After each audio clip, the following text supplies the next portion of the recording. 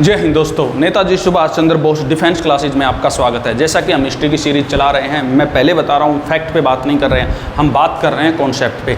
अगर इन चीज़ों को आपने सुन लिया तो मेरी गारंटी है किसी भी बुक से अगर इस चैप्टर को पढ़ेंगे तो उससे रिलेटेड जितने भी फैक्ट हैं, जितने भी क्वेश्चन हैं, अपने आप दिमाग से चिपक जाएंगे। पहले होता है पृष्ठभूमि का तैयार होना। अगर आपकी पृष्ठभूमि तैयार है तो सब कुछ तैयार है, याद रखना, ठीक है।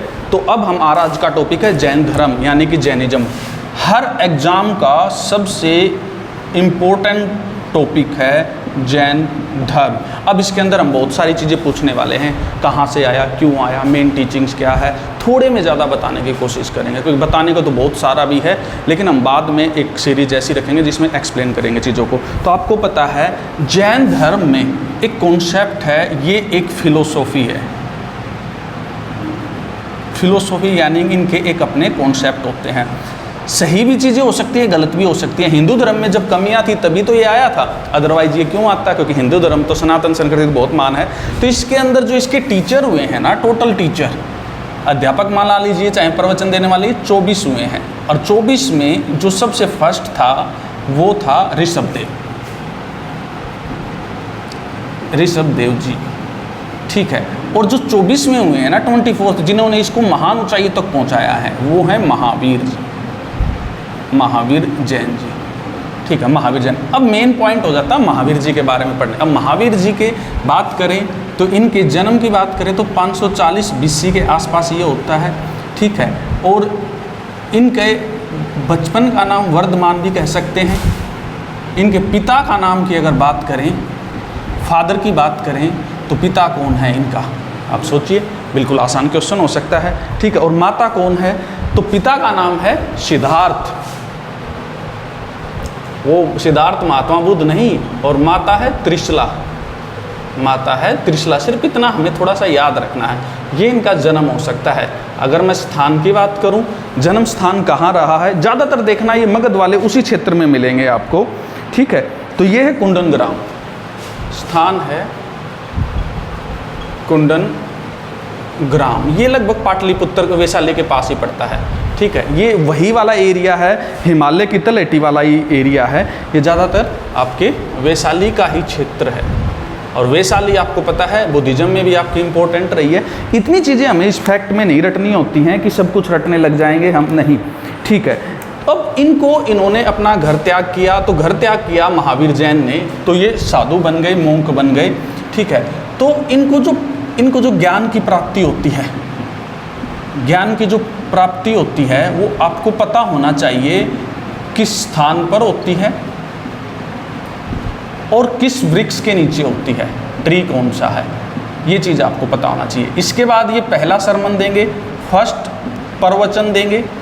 तो फर्स्ट प्रवचन कहाँ देंगे, वो स्थान आपको पता होना चाहिए। बात आती है सर ये चीज़ें हम पता करेंगे तो फिर आप क्या बताएंगे? मैं वो बताऊँगा जो किन्हीं बुक में नहीं मिलेगा। तो ऐसे ही अपना फर्स्ट सरमन देंगे। इसके बाद जैसे अपना फर्स्ट सरमन कहाँ देंगे, चलो मैं बता ही देता हूँ, पावापुरी में देंगे, पावापुरी में देंगे। और जो इनकी डेथ होती है, मृत्यु होती है, वो कहाँ पर होती है, वो स्थान आप बता देंगे, मैं नहीं बता रहा, ठीक है। इसके बाद आगे चलते हैं। जन्म स्थान हो गया, इनकी डेथ की आपको डेट पता होना चाहिए, स्थान पता होना चाहिए। अब इस धर्म में कुछ महान चीज़ें हैं, तो हमारा कॉन्सेप्ट कुछ अलग रहना है। क्या कॉन्सेप्ट रहना है कि सनातन में ऐसा क्या था, सनातन में ऐसा क्या था जो इसमें नहीं है या इसमें अलग है। बुद्धिज्म यानी कि बौद्ध धर्म में ऐसा क्या है जो इसमें है। इन दोनों के साथ आपको कंपैरिजन आपका पता होना चाहिए। और ये कंपैरिजन कब हो सकता है? जब आपको इसकी कॉन्सेप्ट पता हो। तो बात करते हैं इसके कॉन्सेप्ट की, मेजर कॉन्सेप्ट की हम बात करने की कोशिश करेंगे। तो इसमें मेजर कॉन्सेप्ट की बात करें तो मेजर कॉन्सेप्ट में सबसे पहले जैसे उसके अंदर आता था 4 सत्य, तो इसके अंदर आएगा पहले 3 रत्न। इसके 3 प्रमुख रत्न है जिसको त्रिरत्ना बोला जाता है, यानी कि त्रिरत्न। अब इसके त्रिरत्न क्या है भाई, देखते हैं भाई। त्रिरत्न 1, 2 और 3। तो 3 रत्नों में ये क्या कह रहे हैं? ये कह रहे हैं सम्यक दर्शन होना चाहिए, सम्यक दर्शन, सम्यक ज्ञान, सम्यक आचरण, ये 3 चीज़ होनी चाहिए। इन्होंने ऐसे बोला। इंग्लिश की बात करें, सम्यक का मतलब क्या है? इसका मतलब क्या है? प्योर साइट, प्योर नॉलेज और प्योर एक्शन। जैसे हम कहते हैं ना खुद के साथ ईमानदार, ये वही बात कह रहा है। खुद के साथ ईमानदारी, ये वही वाली बात कर रहा है। सम्यक ज्ञान, सम्यक दृष्टि, सम्यक दर्शन, सम्यक आचरण, उसी की ये बात कर रहा है। इसके बाद जैसे महात्मा बुद्ध ने बताया था कि 4 इन्होंने नोबल ट्रूथ के बात बताया था, अष्टांग मार्ग, उसी तरह ये किस बारे में बात करेंगे? ये करेंगे इसकी अपनी 5 डॉक्ट्रिन की, यानी कि इनकी है 5 डॉक्ट्रिन, यानी कि इनके मूल मंत्र कह सकते हैं हम, मूल मंत्र कह सकते हैं। ये 5 मूल मंत्र हैं इनके, हमें ध्यान होना चाहिए। अब इन 5 मूल मंत्र पे बारे में बात करेंगे तो ठीक है। सबसे पहले क्या है भाई? अहिंसा। ये कह रहे हैं अहिंसा मत करो भाई, अहिंसा गलत चीज़ है। दूसरा है सत्य का आचरण करो। तीसरा है असत्य। असत्य का मतलब क्या है? चोरी ना करना, चोरी मत करो भाई, चोरी नहीं करना है। नेक्स्ट की अगर हम बात करें तो वो है अपरिग्रह। ये रटने की ज़रूरत नहीं है, ट्रिक बनाने की भी कोई ज़रूरत नहीं, ध्यान रह जाएगा। छोटे मोटे एग्जाम की तैयारी कर रहे हो क्या? ठीक है। अपरिग्रह, अपरिग्रह मतलब है कि अधिकार मत रखो भाई किसी चीज़ पर, तुम्हारा कुछ नहीं है, अधिकार नहीं रखना है आपको। ठीक है। किसी भी चीज़ को पकड़ के मत बैठो। देखो ये तो जीवन का एक सत्य है, चाहे आप जिस भी एज में हैं, आप अपने पास्ट में जाएं, चेक करके देखें कि जिस चीज़ को जितनी मजबूती से आपने पकड़ के रखने की कोशिश की है ना, वो चीज़ आपसे सबसे पहले आपके हाथ से छुटी है, आपके जीवन से गई है। इसलिए किसी भी चीज़ के ऊपर अधिकार मत दिखाओ, पोजीशंस मत दिखाओ। जो आपका है वो आपके पास रहेगा, जो आपका नहीं है वो नहीं रहेगा। अब बात आती है बाबाओं वाली फीलिंग है, ये तो है, फीलिंग की बात नहीं है ना। ये बात है कि ये सही है या मैं बता रहा हूँ या धर्म में बोल रहे हैं, बात ये है कि सत्य है, आपके जीवन से प्रभावित करती है। इन बातों के चक्कर में आपके 2-3 साल खराब हो जाते हैं। आपके साल को बचा के रखना है तो चाहे आपकी कोई भी थ्योरी हो, चाहे आप कोई भी फिलोसॉफी मानते हो, हिंदुज़म मानते हो, जैनिज़्म मानते हो, बुद्धिज़्म मानते हो, चाहे कुछ भी मानते हो, जीवन पे आप पे भी लागू है। मेन बात ये आती है। नेक्स्ट आ जाती है ब्रह्मचर्य। ब्रह्मचर्य का तो आपको पता ही है भाई। तो इसकी 5 फिलोसॉफी ये बता रहा है कि भाई इनकी 5 फिलोसॉफी हैं। ठीक है, चलो कोई बात नहीं, इन नियमों को मान लेते हैं भाई। इसके बाद नोबल ट्रूथ हो गए हैं, 5 इनके नियम हो गए। इसके बाद आगे चलते हैं कि अब देखना चाहते हैं क्या भगवान के बारे में इनका कुछ कॉन्सेप्ट है, क्या भगवान के बारे में कुछ कह रहे हैं, भगवान है नहीं है, तो चलो देख लेते हैं। ये बात करते हैं भगवान यानी कि गॉड। गॉड के बारे में कहते हैं नो गॉड, कोई भी गॉड यहाँ पर दुनिया में नहीं है। बट ये कॉस्मिक लॉज को मानते हैं, कॉस्मिक लॉज को मानते हैं, यानी कि ब्रह्मांड को मानते हैं, यानी कि ये यूनिवर्स को मानते हैं, यूनिवर्स को मानते हैं, नेचर को मानते हैं, नेचुरल लॉज को मानते हैं। ठीक है, ये प्रकृति की पूजा करते हैं, प्रकृति को मानते हैं। इतना बात आगे कहते हैं। इसके अलावा कर्म की थ्योरी को मानते हैं। क्या? कर्म को मानते हैं, ये कर्मा को मानते हैं। कर्मा लौट कर आएगा, बिल्कुल लौट कर आएगा कर्मा। अगर कर्मा लौट कर आता है तो पुनर्जन्म का कॉन्सेप्ट हिंदू धर्म में है। अगर हिंदू धर्म में पुनर्जन्म का कॉन्सेप्ट है तो हम जानना चाहते हैं क्या ये पुनर्जन्म के बारे में जब बोलना चाहेंगे कुछ, तो चलो चेक कर लेते हैं भाई पुनर्जन्म के बारे में। पुनर्जन्म के बारे में अगर मैं बात करूं तो पुनर्जन्म देखा जाए तो कर्मा से रिलेट होता है भाई, आपका कर्मा लौट के आएगा, पुनर्जन्म में ही आएगा।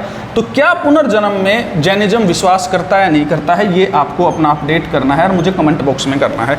ये नहीं, मैं आपको नहीं बताऊंगा, एग्जामिनर ने पूछा है, IAS तक में ये क्वेश्चन पूछा है। चलिए भाई, इसके बाद चलते हैं इनकी कोई थ्योरीज हैं। बिल्कुल थ्योरीज हैं इनकी अपनी। तो इनकी क्या थ्योरीज हैं जैनिज्म की? जैनिज्म की अपनी एक थ्योरी है जिसके ऊपर ये बात करते हैं। थ्योरी है, इसकी 2 थ्योरी हैं। इसकी 2 थ्योरी हैं। थ्योरी का मतलब क्या है कि ये दुनिया को किस तरह से बता रहे हैं। जैसे हिंदुज़म क्या बताता है दुनिया के बारे में कि आत्मा है, परमात्मा है। और साइंस क्या बताती है? साइंस =mc² बताती है कि एनर्जी एंड मैटर है। उसी तरह जैन धर्म दुनिया के बारे में क्या बताता है? तो ये बताता है एक तो अनेकांतवाद है, अनेकांतवाद है, और एक सयादवाद है, और इनके अंदर क्या है, लेक्चर बड़ा हो जाएगा। इसलिए आप एग्जामिनर जो नॉर्मल एग्जाम है एनडीए तक का, उसमें क्या पूछने की कोशिश करेगा, उसमें पूछने की कोशिश करेगा कि अनेकांतवाद किसकी थ्योरी है, सयादवाद किसकी थ्योरी है। इंग्लिश में भी इनका अनेकांतवादी लिखेगा, सयादवादी लिखेगा, इनका और अलग मीनिंग नहीं होगा, बस स्पेलिंग हो जाएंगे इनकी, ठीक है। तो कहने का मतलब क्या है कि इनको एक्सप्लेन क्यों नहीं कर रहे, आईएएस में जाओगे तो इनकी एक्सप्लेनेशन मांगेगा, अदरवाइज नहीं मांगेगा। अगर आपको अपने आप को अपडेट करना है तो आप अपने आप को अपडेट कर सकते हैं, इसमें आगे बढ़ा सकते हैं। हमारा काम है कि आपको कॉन्सेप्ट की राह देना, इंसाइट देना। इसके बाद आगे चलते हैं, क्या इनके कुछ स्कूल हैं, इनके अगर पार्ट की बात करें तो हाँ बिल्कुल इनके पार्ट हैं भाई, कुछ विभाग हुए, पार्ट्स हुए। जैसे जैनिज्म के, बुद्धिज्म के हीनयान और महायान हुए थे, इसका हुआ था दिगंबर,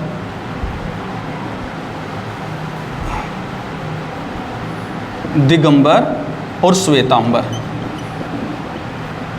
अब दिगंबर कौन है भाई, दिगंबर ये हैं जो नग्न रहते हैं भाई, नंगे रहते हैं। श्वेतांबर कौन है, जो श्वेत कपड़े धारण करते हैं, जो श्वेत कपड़े पहनते हैं भाई। दिगंबर की बात करें, श्वेतांबर की बात करें, ये नग्न रहते हैं, ये श्वेता। अब बात आती है कि इनकी थ्योरी भी तो होगी कुछ, ये कुछ मानते तो होंगे। तो जैसे हमने 5 मूल मंत्र नहीं बताए थे, उन 5 मूल मंत्रों में से कौन कौन से मंत्र मानते हैं। तो अगर मैं दिगंबर की बात करूं तो ये 5 के 5 को मानते हैं भाई, और अगर मैं श्वेतांबर की बात करूं तो ये 4 को मानते हैं, एक नहीं मानते। कौन सा नहीं मानते, ये ब्रह्मचर्य को नहीं मानते भाई, ये ब्रह्मचर्य को फॉलो नहीं करते हैं, ठीक है। तो ये ब्रह्मचर्य को फॉलो नहीं करते हैं। इसके बाद आगे चले और आर्किटेक्चर की बात करें, इन्होंने कुछ गुफाएं बनाई हैं, इनका आर्किटेक्चर उससे रिलेटेड मैं आपको अपडेट दे देता हूं क्योंकि टाइम की कमी है हमारे पास। यानी कि जैन धर्म से रिलेटेड कुछ केव्स हैं, वो आपको पता होना चाहिए। कुछ बिल्डिंग है, यानी कुछ केव्स हैं, कुछ स्टेच्यू हैं यानी मूर्तियाँ, वो आपको पता होना चाहिए। और कुछ टेम्पल है, आपको पता होना चाहिए कौन से टेम्पल है, कहाँ पर है। केव की बात करें तो एलोरा केव है, एलोरा केव है, एलोरा केव है महाराष्ट्र में है। और एक बात और बता देता हूँ मैं आपको, अजंता और एलोरा केव हर ऑफिसर एग्जाम में क्वेश्चन बनेगा, कौन से धर्म से रिलेटेड है और उसमें कितनी क्या डिस्क्रिप्शंस हैं, वो सारी आपको पता होना चाहिए। केव की जैसे हाथी गुम्फा भी है, हाथी गुम्फा, ठीक है, शायद ये उड़ीसा में है, अपना अपडेट कर लेना, उड़ीसा में है शायद। इसके बाद अगर स्टेच्यू की बात करूं तो गोमतेश्वर का, गोमतेश्वर, ठीक है, श्रवणबेलगोला में है ना, एग्जामिनर ने पूछा है श्रवणबेलगोला कहाँ पर है, एमएच में। आप देख रहे हैं कि ज़्यादातर चीज़ें आपको महाराष्ट्र में ही मिल रही हैं भाई, जैन धर्म से रिलेटेड। इसके अलावा स्टेच्यू हो चुका है, ठीक है। इसके अलावा टेम्पल की बात करूं तो दिलवाड़ा का टेम्पल, दिलवाड़ा टेम्पल है, ये माउंट आबू में है, ठीक है, ये माउंट आबू में है। इस तरह अब इसमें कुछ काउंसिल भी हुई है, काउंसिल यानी कि इनकी संगति, जैसे जैन धर्म में 4 काउंसिल हुई थी ना, उनमें कुछ रिजल्ट आ रहे, इसी तरह सॉरी बौद्ध धर्म में 4 उस तरह से जैन धर्म में भी 2 काउंसिल हुई हैं, एक फर्स्ट और एक सेकंड। और आपको इसको अपडेट करना है सेल्फ, कहाँ हुई है, स्थान क्या था, राजा कौन था, पुरोहित कौन था और उसका आउटकम क्या है। इतना करेंगे, मैं उम्मीद करता हूँ जैनिज्म आप समझ गए होंगे। आईएएस ने आज तक क्या क्वेश्चन पूछा उससे रिलेटेड मैं आपको एक बेसिक बात बता देता हूँ। मेरी चाय ठंडी हो रही है तो इसलिए आज इतना ही समय दे लेंगे आपसे। हाँ, आईएएस ने क्वेश्चन पूछा है कि जैन धर्म में और बौद्ध धर्म में क्या समानता है। दूसरा क्वेश्चन, जैन धर्म में और बौद्ध धर्म में क्या असमानता है। तीसरा, जैन धर्म और हिंदू धर्म में क्या समानताएं हैं और जैन धर्म हिंदू धर्म में क्या असमानताएं हैं। और जैन धर्म और बौद्ध धर्म दोनों ही भारत में पन्ने पे हैं, लेकिन बौद्ध धर्म भारत से लगभग खत्म ही हो गया है, जैन धर्म भारत में सर्वाइव कर रहा है और काफ़ी फला फूला है, क्या कारण है। ये रिटर्न डिस्क्रिप्टिव क्वेश्चन था, ये चीज़ें आपको मोस्टली पता होना चाहिए। और अगर आप कहते हो कि सर इन धर्म से रिलेटेड हम कहाँ से पढ़े, क्या नोट्स पढ़े, कैसे पढ़े, तो 10th क्लास HBSC बोर्ड की बुक है, उसके अंदर जैनिज्म ज़बरदस्त तरीके से दिया गया है डिस्क्रिप्टिव रूप से। अगर आप IAS के लिए तैयारी कर रहे हो, एनडीए के लिए तैयारी कर रहे हो, तो उस बुक को प्रेफर करेंगे। ऐसे किसी एक जीके की बुक से सारा नहीं हो सकता। मैं उम्मीद करता हूँ आपको कॉन्सेप्ट समझ आया होगा। जय हिंद, जय भारत।